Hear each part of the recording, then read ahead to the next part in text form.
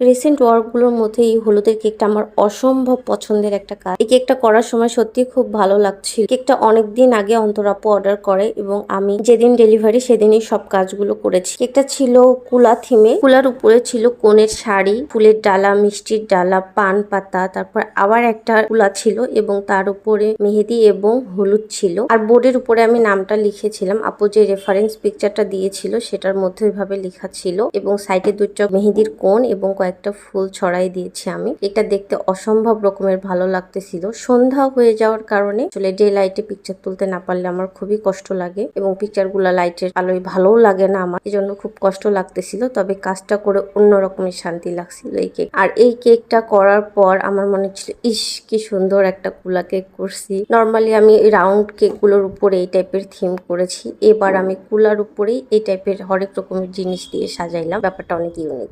ধন্যবাদ। আসসালাম।